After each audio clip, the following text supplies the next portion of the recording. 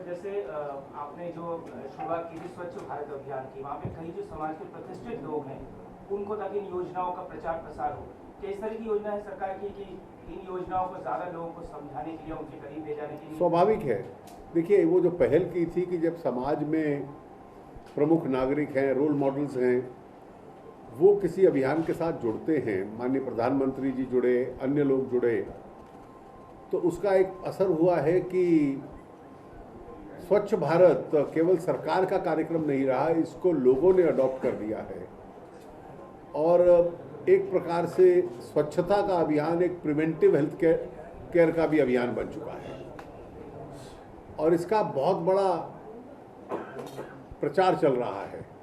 अब जैसे निजी कंपनियां अपना CSR खर्चने लग पड़ी हैं, एजुकेशनल इंस्टीट्यूशंस इसमें पहल लेने लग पड़ी हैं और इसका एक बहुत बड़ा लाभ होगा।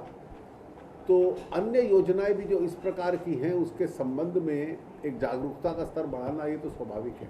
जेटली सर, पिछले एक साल में महंगाई की जो स्थिति बनी है उसको आप कैसे देखते हैं? वो आपका तथ्य प्रश्न ही गलत है, क्योंकि तथ्य गलत है। 11% से 5% पे आ जाना बढ़ना नहीं कहते, कम होना बढ़ना नहीं, हम बोले कि सिचुएशन कैसे देखते हैं? देखिए, इन्फ्लेशन कम हुआ है, कंज्यूमर भी और होलसेल भी, लेकिन कई बार कुछ वस्तुओं का किसी मौसम या सीज़न की वजह से पड़ता है। जैसे एक मौसम ऐसा आता है जिसमें सब्जी के दाम बढ़ जाता है, अब वो सीजनल कंसिडरेशन है, वो मौसम जाता है तो फिर नीचे आ जाता है।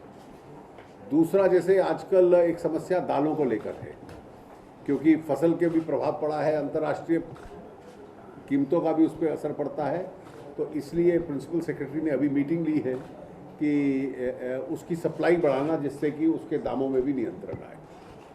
जेटली जी, आपने कहा कि अलग अलग राज्यों में जो आपकी प्रदर्शनी लगेगी, तो जिन राज्यों में हिंदी और इंग्लिश नहीं है वहाँ लोकल लैंग्वेजेस में आप इसका निश्चित रूप से। सर एक सवाल है कि कई मंत्रालयों में सर फेक सर्कुलर्स जारी पूरा स्कैम चल रहा है।